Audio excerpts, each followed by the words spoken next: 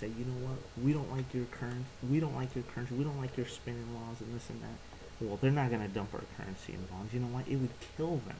They would lose billions doing that. Now, what's in their best interest is to make sure we succeed. And for us to succeed, we got to start leveling the playing field. Everybody says that's not protectionist. China's being protectionist. European Union is being protectionist. A lot of other countries are being protectionist. They have tariffs on our goods. We can't compete with them. They're not following labor laws. They're not following environmental standards. If you look at several articles on China, look at their rivers. Their rivers are highly polluted. You know, this whole world wants to be green. We all live in the same bathtub. You know, us as Americans, we can turn our blind eye and say, you know what, I want solar, I want wind, when they make it all in China and they dump all the pollutants in the water. What good is that? We're still at square one. And, you know, we didn't solve anything. We just made China richer. And when China gets richer, the military gets bigger. Now, the one way to cure all this is to make sure they trade fairly. If they trade fairly with us, we'll be fine. The value of our currency will be fine. Because we'll compete.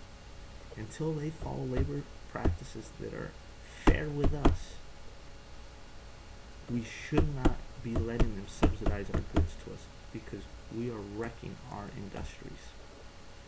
Now, people say, you know, we want free markets. I agree. I'm a capitalist. I trade stocks.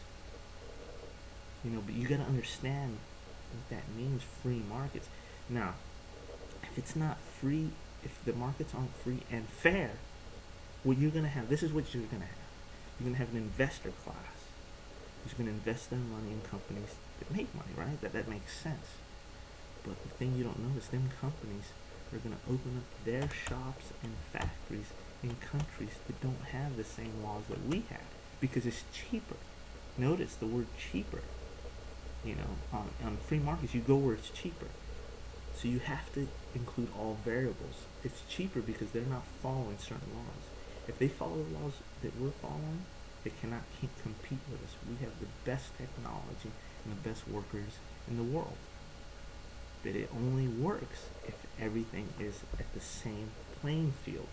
If we're here at this standard, and let's say China is down here in their standards, their profit margin's already that much higher. They can underbid us on everything we do.